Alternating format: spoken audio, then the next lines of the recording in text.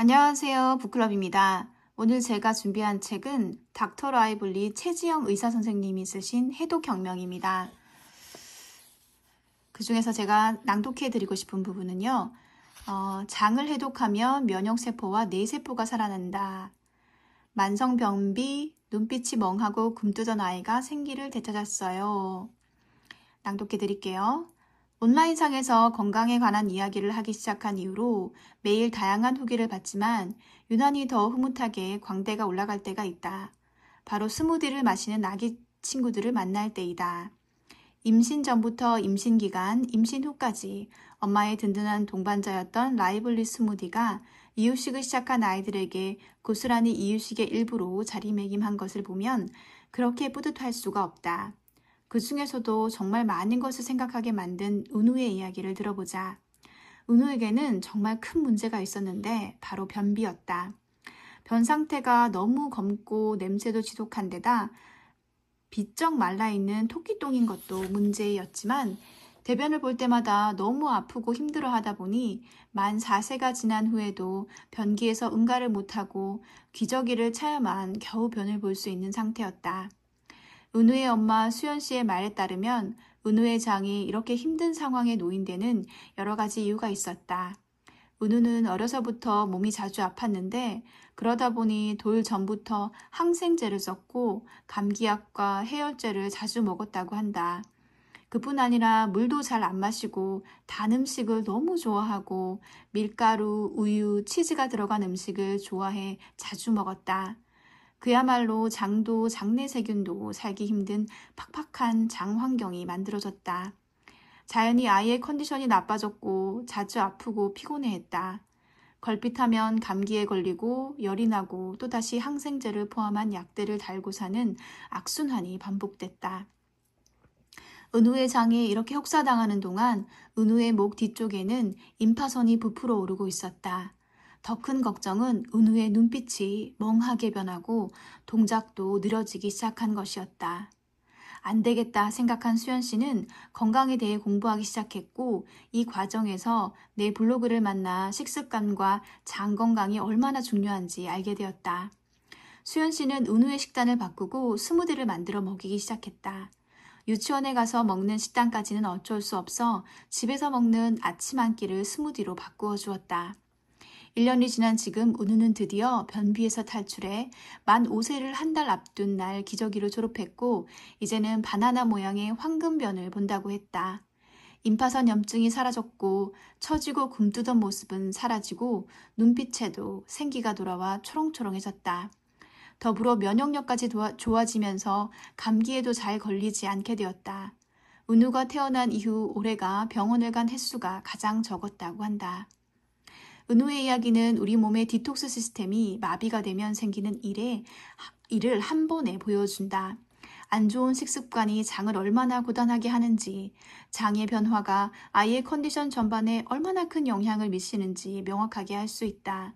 장 건강이 악화되어 변비가 생기면 우리 몸속 디톡스 시스템의 출구가 마비되는 것이다. 이렇게 되면 각종 독소들이 몸에서 빠져나갈 수 없게 되고 빠져나가지 못한 독소들로 인해 온몸의 세포들이 매연이 많아진다. 매연이 많아지면 세포의 기능이 떨어지는데 이때 가장 영향을 많이 받는 세포 중 하나가 면역세포와 뇌세포이다. 그래서 장 건강이 나빠졌을 때 은우가 감기에 자주 걸리고 멍해진 것이다.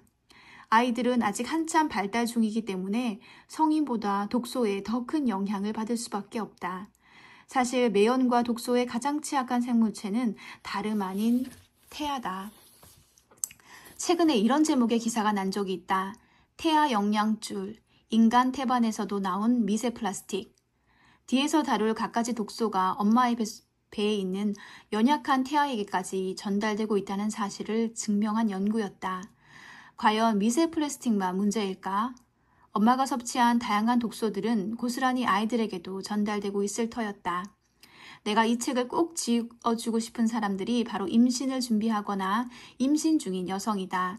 왜냐하면 엄마의 식습관이 태아에게 미치는 영향은 너무나 거대하기 때문이다. 최근 자폐 발달장애 유병률이 무섭도록 증가하는데 미국의 2020년 자폐 유병률은 2000년과 비교했을 때 4배 이상 증가했다고 한다. 2000년도에 150명 중 1명이 자폐였다면 이제는 36명 중 1명이 자폐라는 것이다. 나는 이런 통계치를 보면 정말 숨이 막힌다.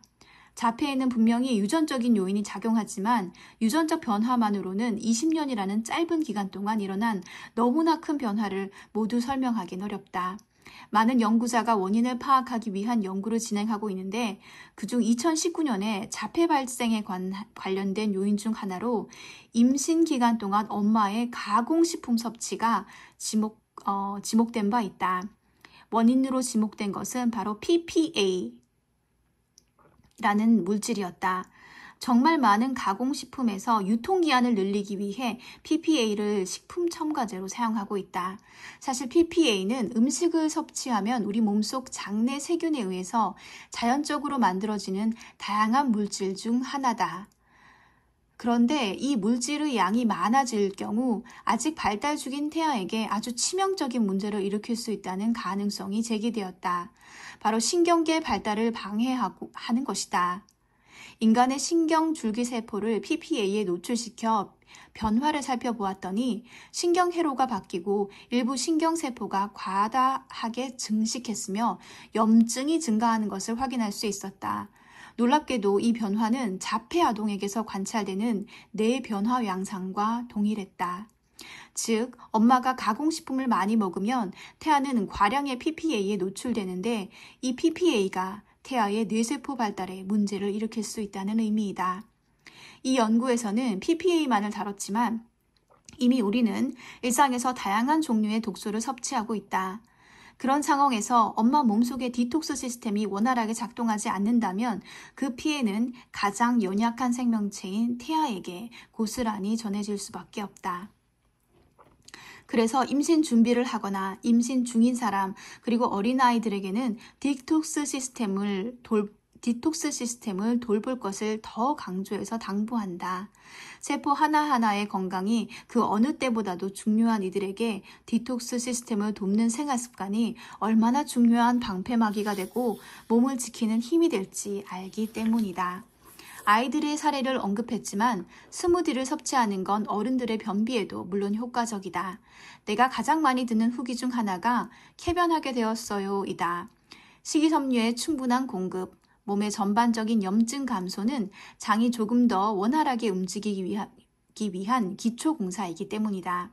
그런가 하며 매일같이 묽은 변과 설사를 달고 자는 가민성 대장 증후군으로 인해 고민을 털어놓는 분들도 많다.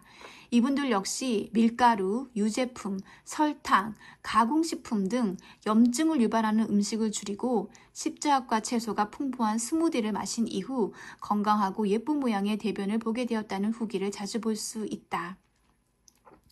그렇지만 과민성 대장 증후군이 있다면 무작정 십자합과 채소로 만든 스무디를 먹기 시작하는 것보다는 현재 식습관과 증상의 관계를 명확하게 파악하는 게 중요하다. 내가 먹는 음식을 파악하고 어떤 음식을 먹을 때 증상이 좋아지는지 혹은 악화되는지를 되짚어보는 것이 첫 번째다. 이 과정을 진행해보면 장을 힘들게 하는 원인들을 찾아낼 수 있다. 가민성 대장 증후군이 있는 분들의 경우 장 운동이 원활하지 않을 뿐 아니라 장내 세균총 또한 건강하지 않을 가능성이 높다. 이런 분들이 무작정 채소를 많이 먹으면 배에 가스가 차서 부글대고 가민성 대장 증상이 더 심해지는 경우가 종종 있다. 나는 채소가 안 맞아 하는 분들이 바로 이런 경우이다. 하지만 이런 분들일수록 장내 환경의 개선이 시급하다. 무엇보다 장에서 적응할 시간을 주며 천천히 장을 개선하는 것이 중요하다. 일단 나의 장을 힘들게 하는 음식을 찾고 그것을 피해서 아주 심한 불편감에서 벗어나는 것이 먼저다. 그런 다음 스무디를 포함해 익힌 채소를 소량부터 섭취하기 시작하면 좋다.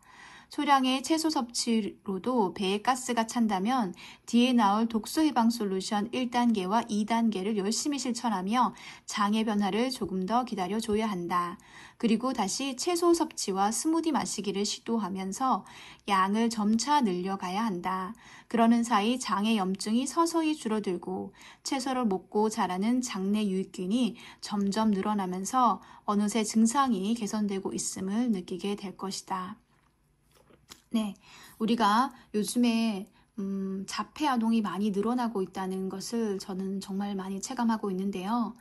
그것이 다 임신 중에 가공식품을 많이 섭취했을 가능성이 높다고 하니까 임신부들은 절대로 밀가루, 유제품, 설탕, 가공식품을 조심하셨으면 좋겠습니다.